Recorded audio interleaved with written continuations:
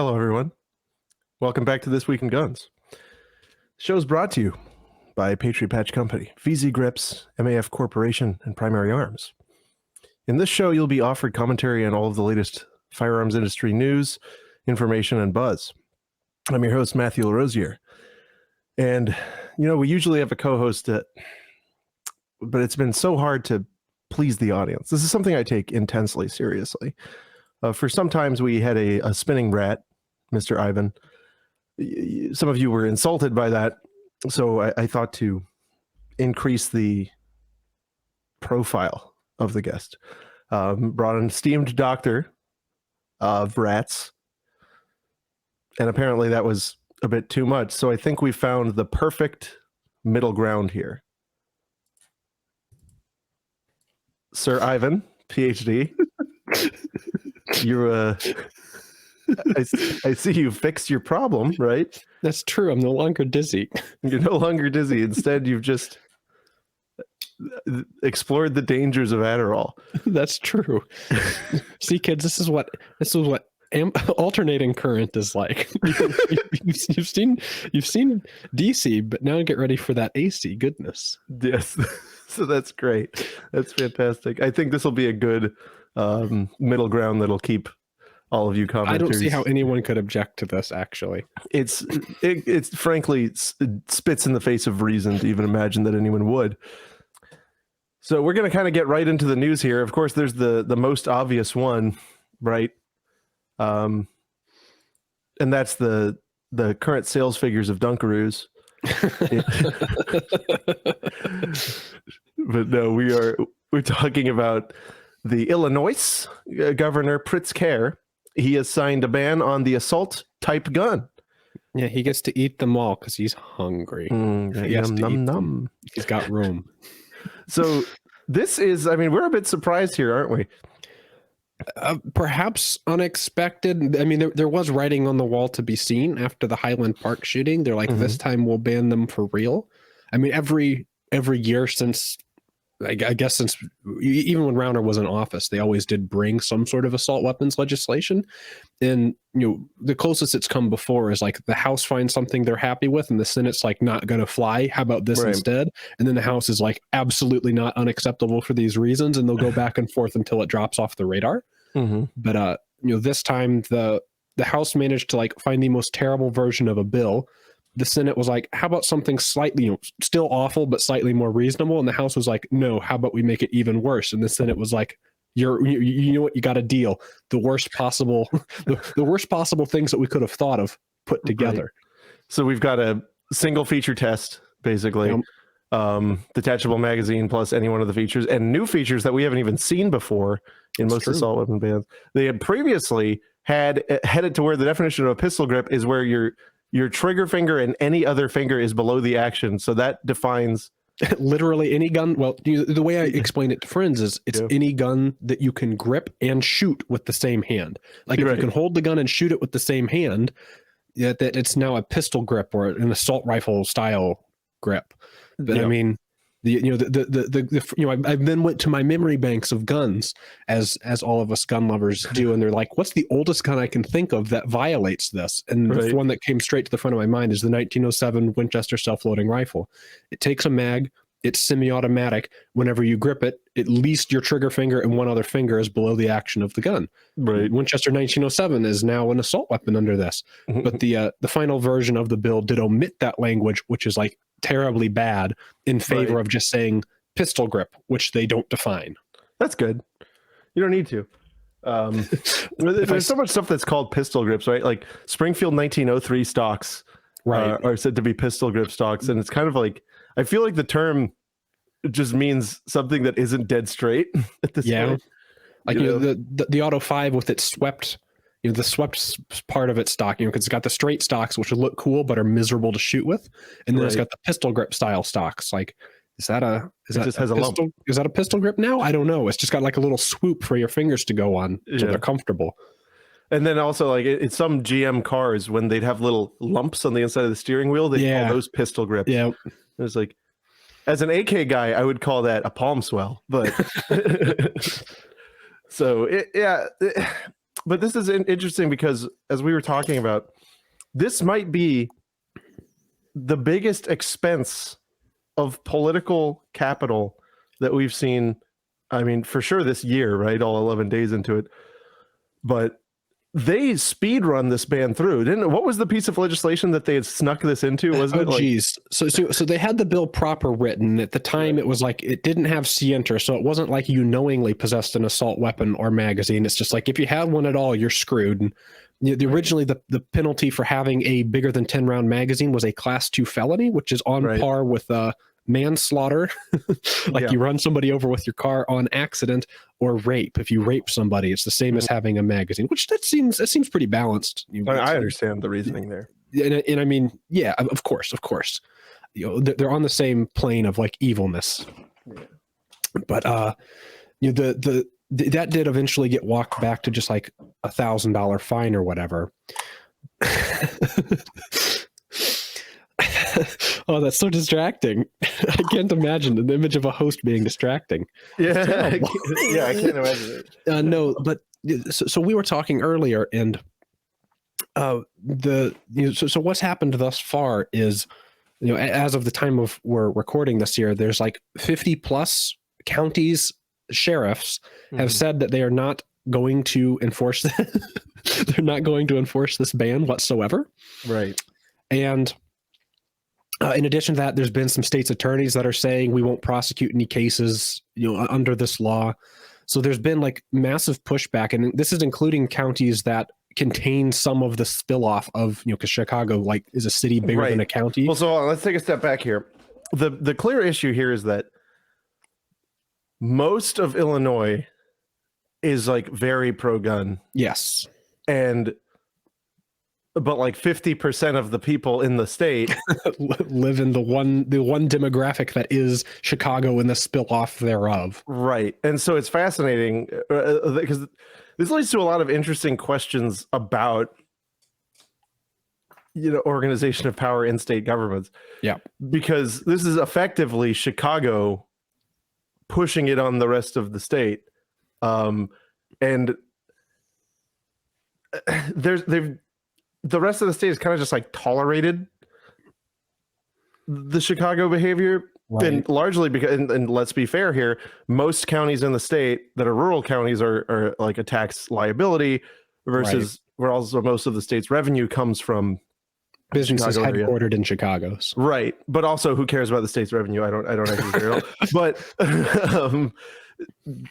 the interesting thing here is that they were told, these state legislators were told that if they did this, all of the sheriffs would refuse to do it.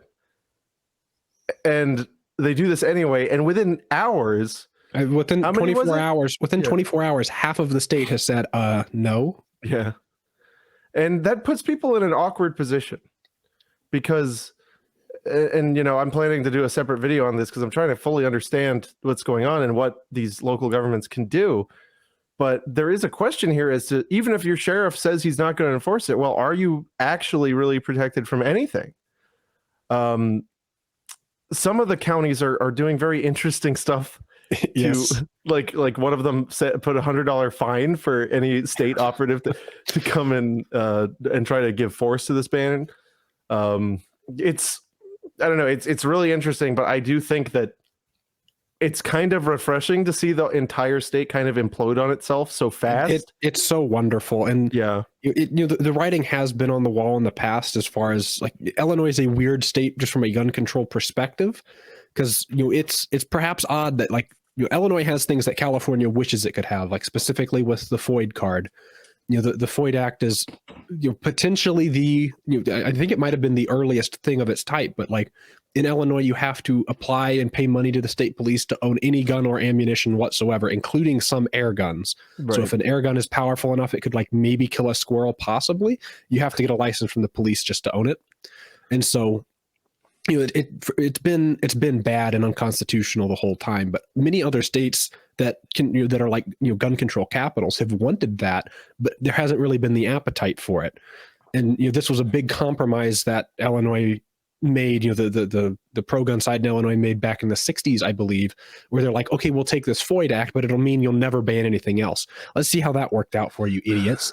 And so, of course, they continued to ban everything else whenever, what should be the end all be all of gun control. Like, you can't own a gun unless you pass a background check from the state police, right? That should stop. If gun control is going to work, that would stop everything, right? And the people who don't have the license, you can put in jail or whatever. And of course, it failed miserably. Doesn't help. And Chicago, Illinois, just by merit of having Chicago in it, is a state with very strong gun control that consistently ranks pretty darn bad as far as its murder rate goes. Right. So it's all sorts of twisted up in that regard. But unlike California and New York, Illinois has sort of stuck out in not having a ban on magazine capacity or a ban on essentially the types of guns you can own. It does have the duplication of the NFA, so you can't have any cool stuff.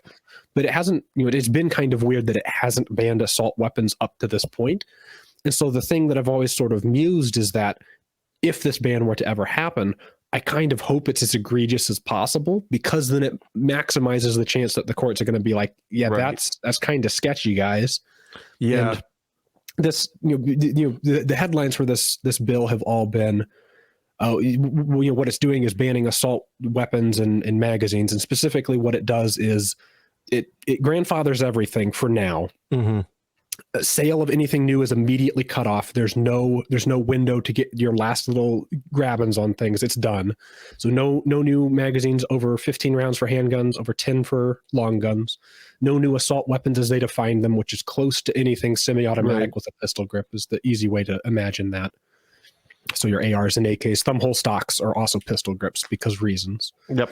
So in 90 days, possession of magazines over those limits is only legal at your own private property on the way to other private property where they are then permitted to be. So sell your friend's house or a private range that says it's okay to have them there, or on the way to a gunsmith to get them repaired.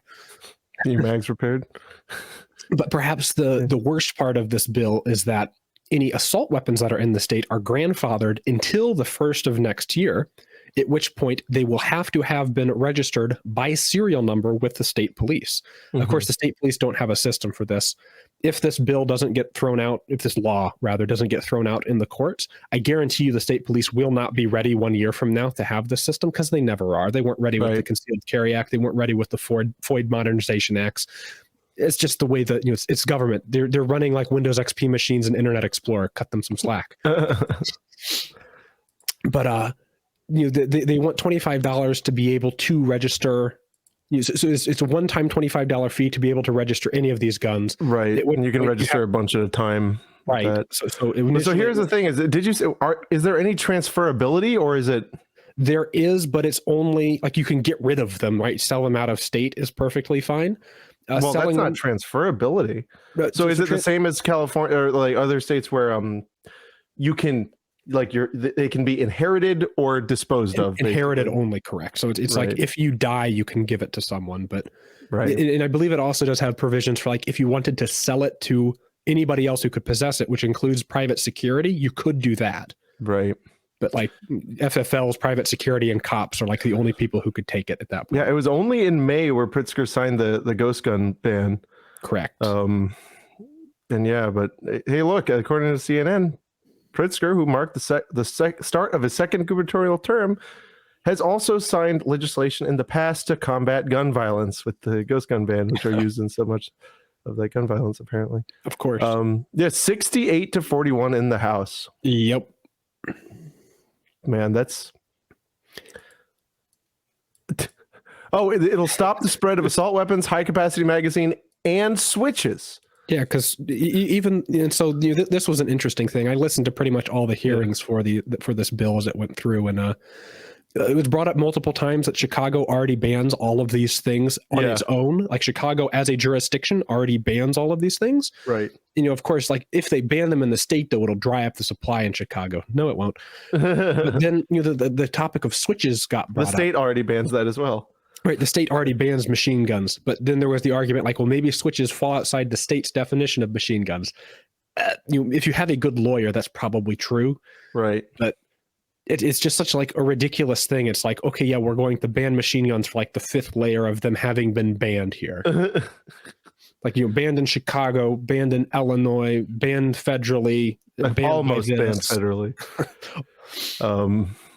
But yeah, so that's wild. It's, I've got to do a deep dive into the whole law, and I'm really curious to see if it'll be more extreme than California or other ones, because obviously there's going to be a challenge right away. And it's kind of a good time to do it right when it first gets passed, because you have the preservation of the status quo as an important factor.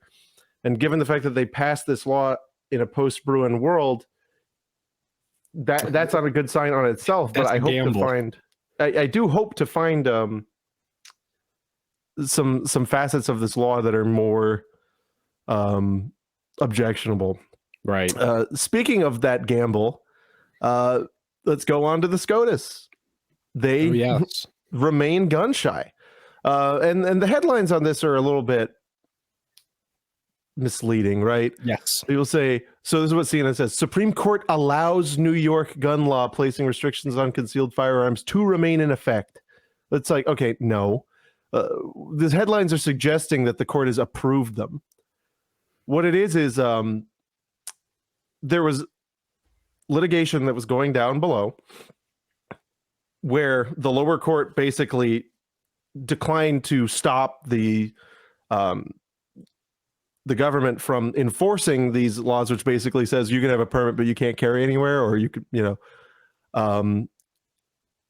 they asked the Supreme Court to step in at that early stage, and they declined to do so, which they usually do. They even specifically wrote here, I understand the court's denial today to reflect respect for the Second Circuit's procedures in managing its own docket rather than expressing any view in the merits of the case, and urge the lower court to expedite the appeal. That's not approving. That's not allowing. It is, in my opinion, what do we call it? Pussy-footed. Yes, I think it is certainly weak in the spine, but that's what's going on there. Just to kind of smooth things. If you've seen some of the more aggressive headlines on this, the Supreme Court has not freshly abandoned supporting our rights. It has abandoned that almost immediately after it was created.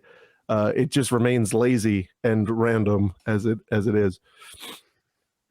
I think my tinfoil hat scheme here is, I think it might be a tactical move on their part, is that they're going to wait and see, because if the Second Circuit ends up deciding, like, yes, this law can stay, they're going to want all of the justification and arguments for that to be laid out in front of them, so they can go down the line for each and every one, going stupid, wrong, no, stupid, why would you say that, stupid, wrong, and they can just swipe the chessboard clean again and say, try it again. Yeah, and they do like to do that. Do it as many times as is necessary. Whereas if they say knock it off now, perhaps what happens is New York passes another law and they argue it slightly differently in a way that the Supreme Court didn't explicitly say you can't argue. Not that it seems like New York and its lawyers are particularly given to listening to the Supreme Court in the first place, but when it comes time to PP slap New York, they can PP slap them harder if New York has exhausted its entire legal system, and now it's just the Supreme Court's to go, hey guys, you didn't listen. Wham. Yeah, so that will be interesting. So let's talk about something a little better. It's VZ Grips Company. VZ Grips Company. They provide custom gun grips for human persons. Let's see what's featured. The 1911 VZ Krell full size. That looks so tribal. Wouldn't this look great being open carried in a Serpa on the side of your Harley? That's brutal. yes, that might be the they need a featured product image of that, and they'd sell more, actually. Yeah, no, this, I mean, but they probably feel great. It needs a Punisher skull and just a blue strip painted on it. That'd be perfect. No. They probably do feel great, though. I'm sure. I finally shot that the 40 cal high power. Yeah, how'd that go? Man, it was really nice. Can still count the 10. I can, yeah. No, it was. I was shocked. It was really nice, but Nice. it might have been because I had VZ grips on it because I was able to really keep that thing down and under control. But yeah, no, I did shoot it. Maybe it was because I was just expecting such a terrible experience, Right. and it certainly was it moved a lot more than a regular high power. Yep. I believe that. But no, it felt just a little snappier than like the P99 and 40. Yeah. So I was pleased with it. And I was certainly pleased with the VZ grips that I had on that pistol. VZ grips. They'll keep your bastard version of a high power and 40 cal with no other amenities made besides the barrel's got a bigger hole through it. It'll keep that from flying out of your hands. Yeah, just enough. So if you use promotional code THISWEEK15 THISWEEK15, you will get 15% off of your grips. So do it.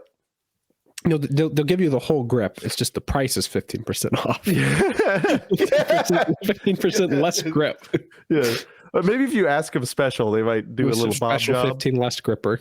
Yeah. We put a hole in it. This is kind of interesting. I don't usually cover stuff like this because it's just a bunch of crap. But there was a study came out of Temple University about coverage of gun shootings. And this is what's called a first of its kind report, which interviews gun violence victims, suggests instead we should use thematic reporting to identify broken policies and institutions. Of course, that's all coded language. But yeah, what I don't know what that means. It means that, so maybe the pieces will come together as we look at what we're seeing here. At a time when we're seeing this massive increase in gun violence, at a really crucial time in our city and our nation's history, they told us that the way the gun violence victims told us the way their stories are told is causing more harm to them than when they are trying to recuperate from a traumatic event. They feel that, according to the study, they feel that they are being treated like a statistic. They're not being properly interviewed, and so reporters are incorrect about their situations, right? About how they're doing. The paper urges rethinking the media's approach, eschewing episodic coverage, and and they want something more deep and connected.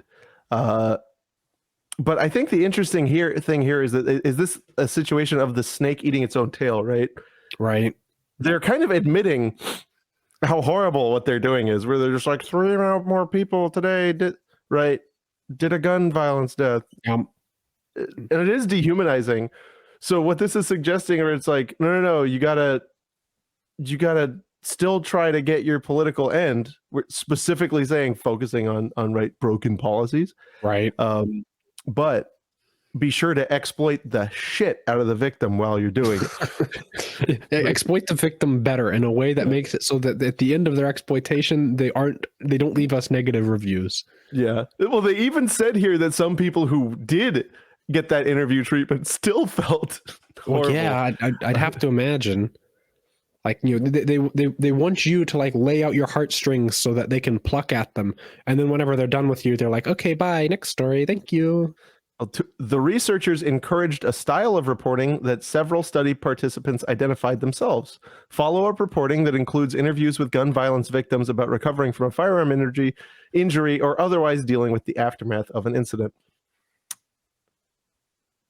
Yeah, I mean, that's not something that gets talked about a lot, that you see that, like, sometimes, the result of any traumatic injury, car wrecks or firearms or what have you, will take like, a year plus before you can walk normal again, if ever.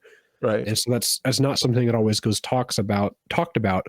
Although, I think the concern there is that, those sort of people going through what is probably the hardest parts of the hardest challenge they'll ever face in their life, like learning to walk as an adult, that's kind of messed up.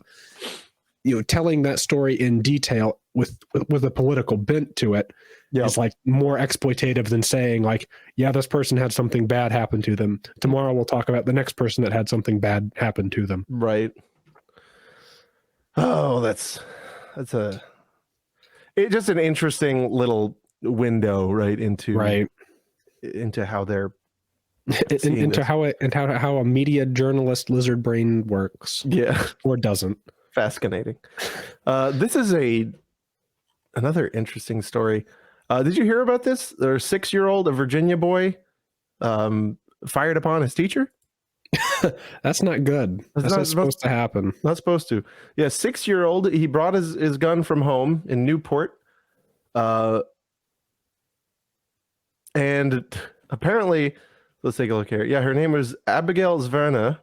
In the middle of a routine lesson at Rich Neck Elementary School, when a boy in her class, just 6 years old, pulled a handgun at his desk, pointed at his teacher, and fired. Like it intentionally shot the teacher.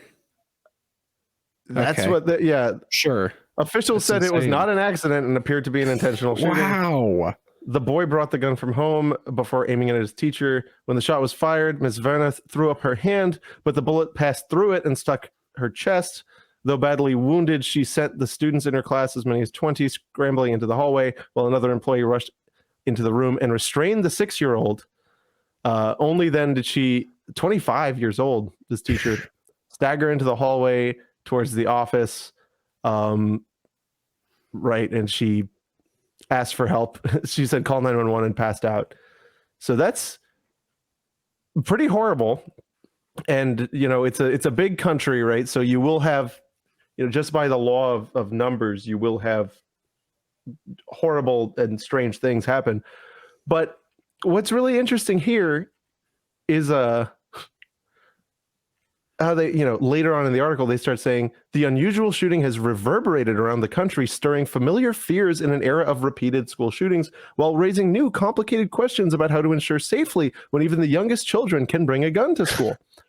And they address here that Virginia already passed. Don't they have safe storage law? Yes, where you have to do these things. You have to lock stuff up if it could be accessible to children under 14, punishable as a misdemeanor on its own. But then, of course, what's the next sentence? Unlike some other states, such as Oregon and Massachusetts, there's no broad law that requires all guns to be safely stored in homes. Oh, of course. So it wasn't that, even though the law that we had directly targeted this harm, there could be more laws that do other things that don't work too. If the law was bigger, we could have more violent interactions with people when visiting their homes, perhaps for a wellness check or something else. That's what wouldn't have stopped this, but could cause more things. That would be good. What brand do you think the gun was? I mean, do I want to say High Point? It's not a High Point. It wasn't. Close. Okay. Close. Yeah. A sickie. The authorities offered on Monday the first account of how the child obtained the gun, saying that the weapon, a 9mm Taurus handgun. Oh, yeah, okay. Okay, that makes sense. Came from his home and that it had been legally purchased by his mother. Okay. The child obtained the firearm, placed it in his backpack, and brought it to school. That's what little facts that they have. The child is receiving treatment at a medical facility. I wonder, what sort of, demon thoughts are in this child's mind, because at 6 years old, I can't imagine you're so corrupted that it's I want to take this thing and I want to make my teacher not so good anymore. I can't imagine. Yeah, and that's the innocence of youth will make it so you don't understand that when things die, they're gone forever, maybe. But right and perhaps all of the, because we do make it we do apotheosize shooters, right, in our media coverage these days. Right.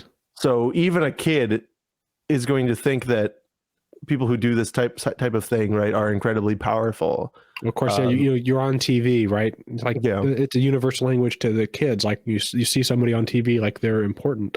Right.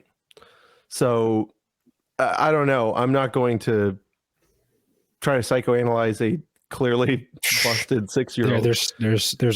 There's like so much to unwrap there. It's but at this point they're like saying, oh well, we do metal detection, random searchings, and all kinds of other things at the secondary level, but we never thought about this at elementary. It's like, well, maybe because this isn't really a risk, you know.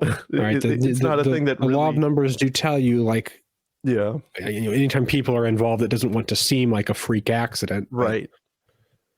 Well, so it's a freak accident. Yes. And that's the thing here that I always like to focus on, because people are saying, oh, right. Oops. Sorry about hitting the mic there. People will always say, oh, you know, just one life could be saved. Just one life could be saved. Well, in civil law, there's a concept of preventing harm, right? So will you be liable for someone being hurt on your premises? And one of the really great ways to think about it was Judge Learned Hand had a formula where it was, if there's a way to prevent the harm, you do an equation. It's, you have on the left side the burden of preventing the harm, right? Times the probability of the harm, or the burden of preventing the harm should be equal to or less than the probability of the harm times the gravity of the harm.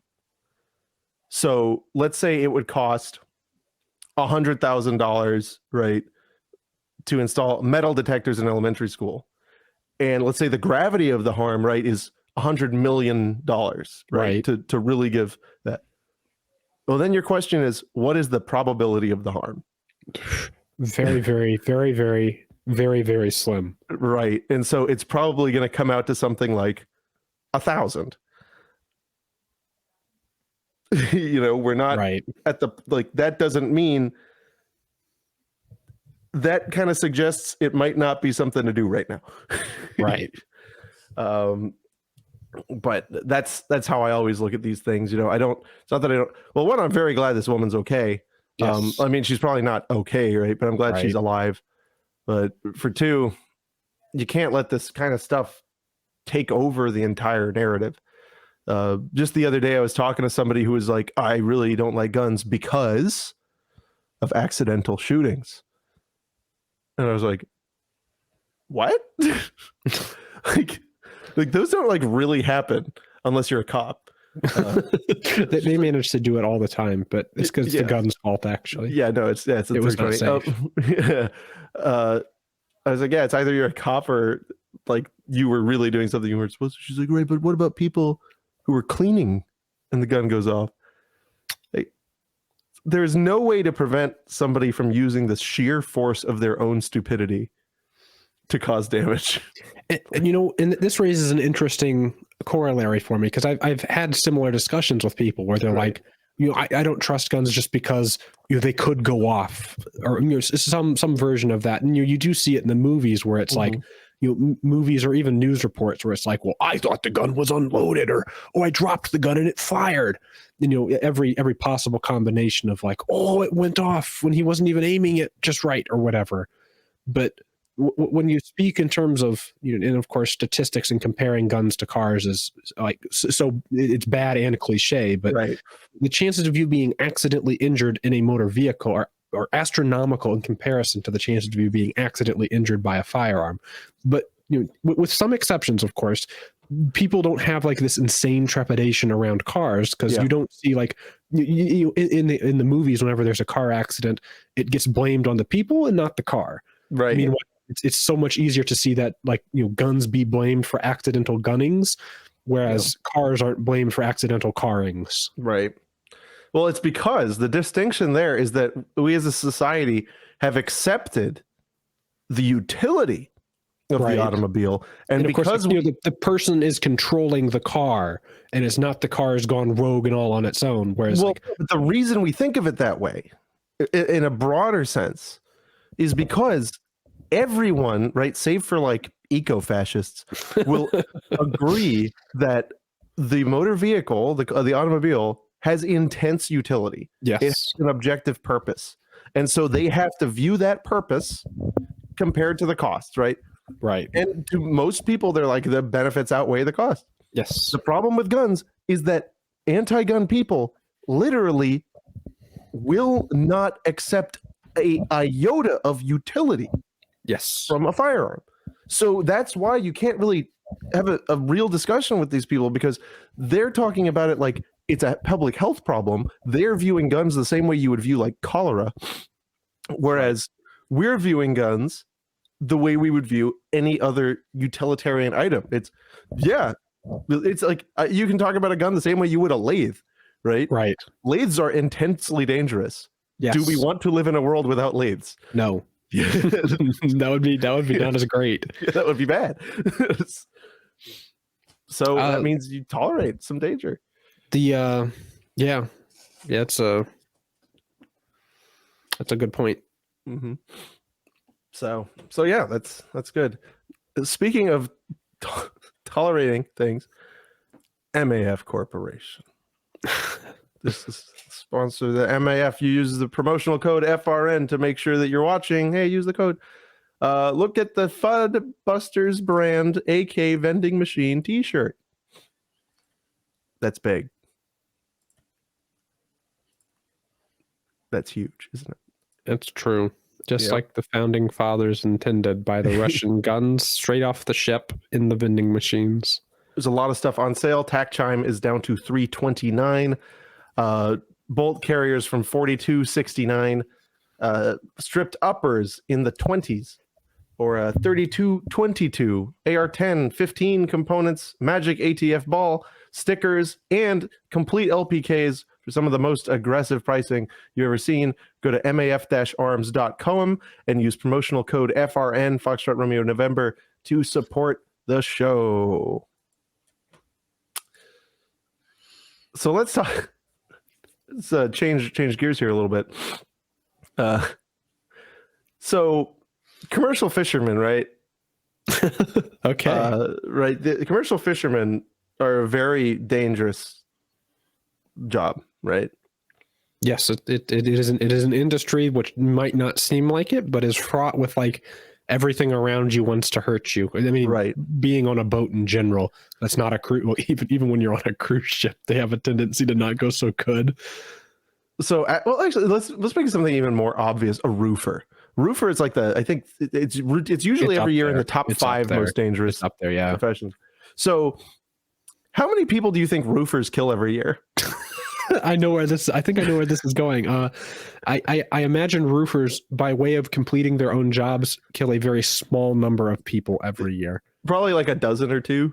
Yes, outside of accidents, it must be very, very small. Right. And so like you accidentally nail gun your buddy instead of the roof. It's maybe he's been talking to your wife behind your back or something. Right. Like, or you slip and your slip causes a serial oopsie daisy, and there you go.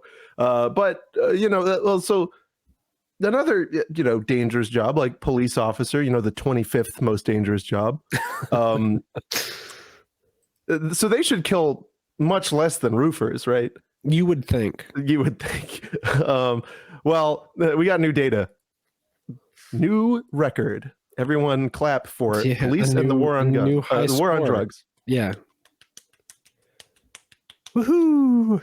Law enforcement killed at least 1,176 people, or about 100 people a month, about 3 people per day in the last year, making it the deadliest year for police violence.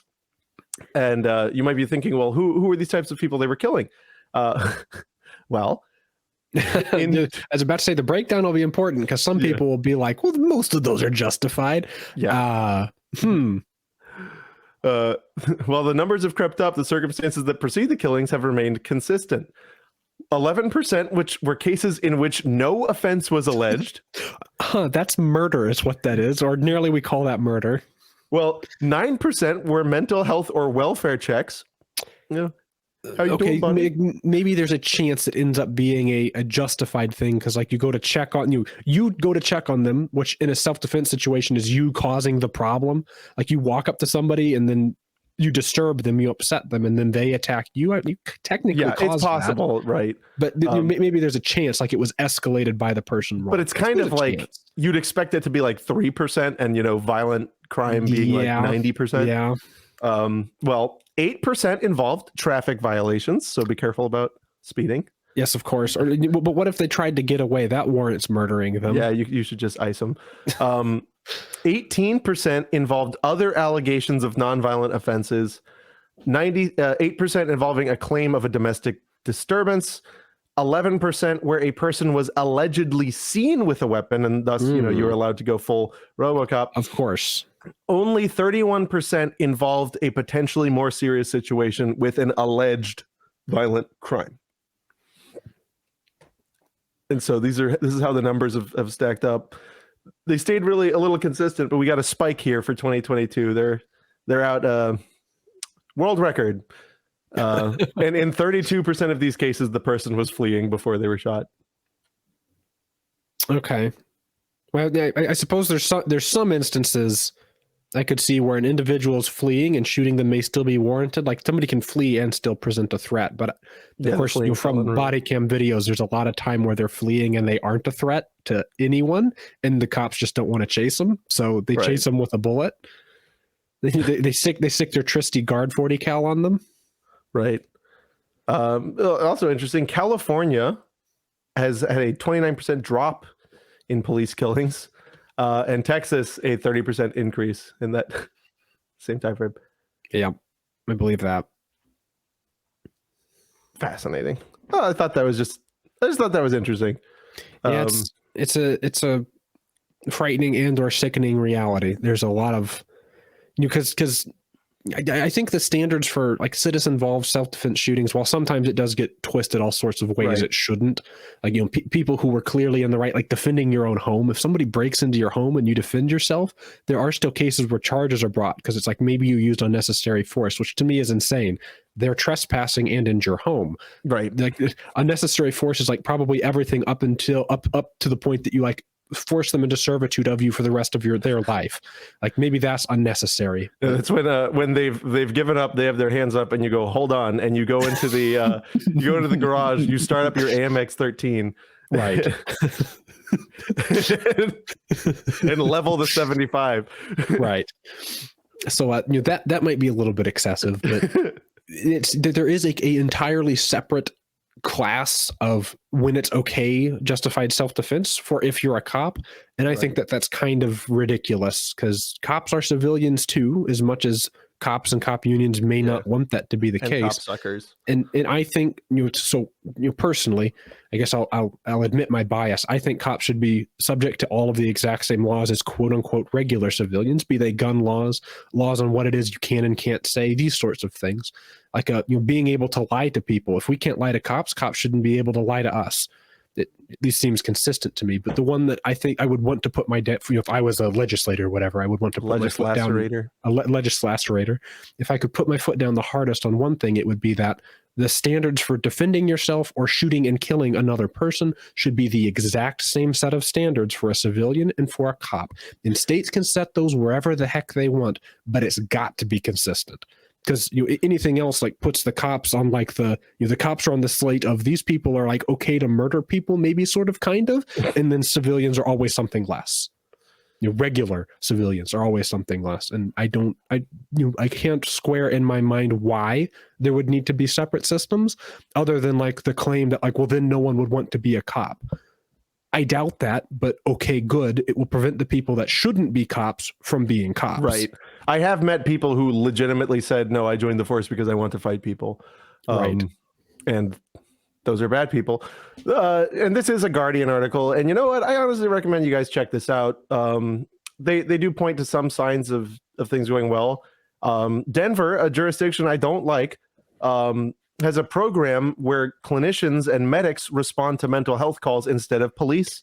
That's smart. And there shouldn't be guns in a mental health check. That doesn't make sense. Well, so far they have never had to call for backup. I mean, I believe it.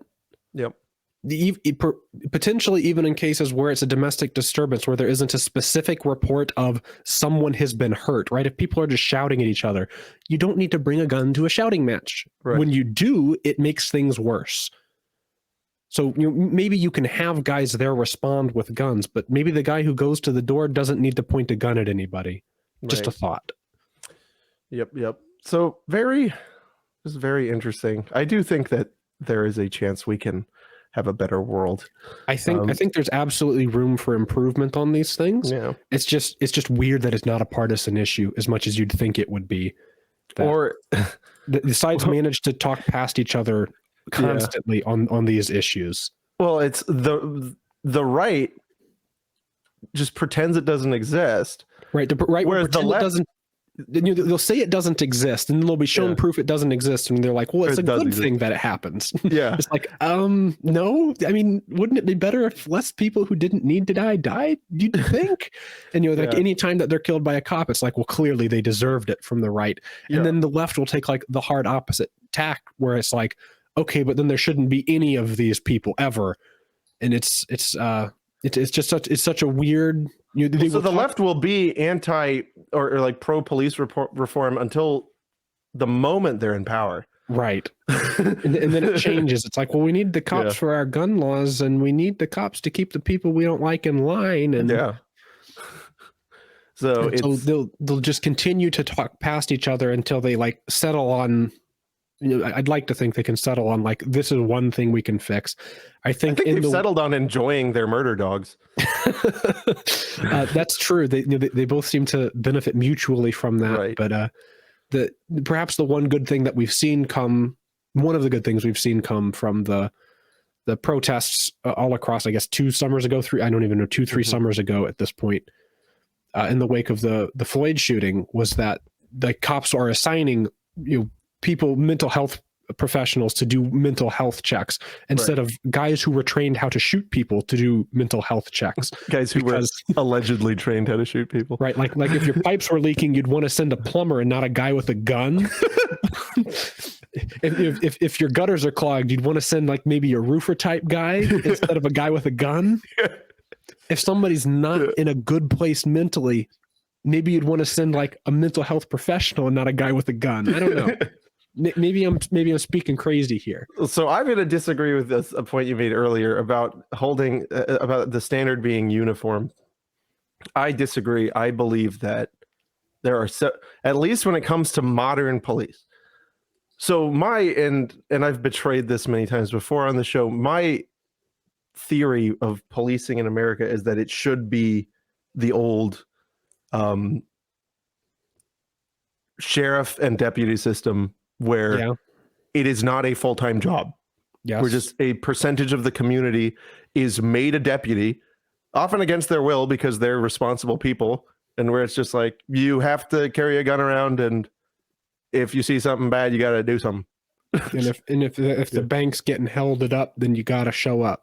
You got to come hang with us. You got to hang out outside the bank. You got to come hang out. I think it worked great for hundreds of years. Yes. And that's what we should have. But if we're going to have this uniformed, allegedly professional standing army hanging around, I think it should be held to a higher standard. Yeah, I don't disagree there. That if they're going to be given the tools and training on the taxpayer dime to do right by the taxpayer, if they're there as a professional service, let's say, right, you would expect a professional service does a better job than like your neighbor Billy Bob, who would like, I wouldn't mind if my neighbor Billy Bob shot a home intruder in my house. That would be okay. But like, if the police were just like driving by and saw somebody in my window and started shooting at him, like maybe that's a home intruder, right? That would be not so cool. I would not let the police off the hook there as easily as Billy Bob. If Billy Bob like shot out all my windows, spraying and praying, like it was like, you're doing your best, buddy. I'd be like, come on, Billy Bob, seriously, can you make this right? But like, if the police did it, they're supposed, they're given so many exemptions because they're supposed to be professionals. They're supposed to be professional. So I can't agree with you that if they're given exemptions anywhere else, they've got to be held to a higher standard. Well, and on top of that, they're given incentives. Yes, which is purportedly based on this non-existent risk, which are these pensions. Yes, these enhanced pensions. The roofers, right, who you are literally surviving alive because of a roofer. Yes. Like at the end of the day, everybody out there. You're not wet every time it rains. Yeah. And that's because of a roofer, not a cop. And I don't see a thin thin red shingle, right? I don't see thin red shingle grips on 1911s, in the open carry Serpa holster on the Harley Davidson. No one cries for the roofer. Yeah. So I don't know. I just always like to encourage that you guys just kind of think about that. And yeah, moving on from that thing that is going to have about 60% of my audience very upset at me. It's gonna be Patriot it's gonna be a big one in the comments. Patriot Patch Company. Yeah, what's the patch of the month this club? I haven't gotten it yet. Oh damn. Become abominable. That's big. That's January. That's He's good. got it. Is that an AT4? I think it's an AT4. Is it? Or Goose? Or is it like a Panzer Shrek 5 or whatever? I can't tell the difference between all those because they won't let us own them. Yeah, that's true. Yeah, I actually don't have one, which is annoying. I wish they would sell them in grocery store like Sabby said. That's how they're supposed to. Yeah. But yeah, Patriot Patch Company has been a long time supporter of the show. They have great patches. The quality is really, really high, guys. You got to go there. Whatever you want to order, use promotional code TWIG10, TWIG10 to support them, support us, support you. Well, that's actually all the news we have today for you guys. A little bit of a short episode, but glad to be back on and rolling. Anything to say, Mr. Ivan? I don't know that I do. I guess it's lame that we've got more gun laws to contend with, but I'll do my best to have some faith in our judicial systems. I know that judges hate nothing more than doing their own jobs. Yeah. But maybe sometimes they might. Maybe sometimes they might. And on that, everyone, see you next time.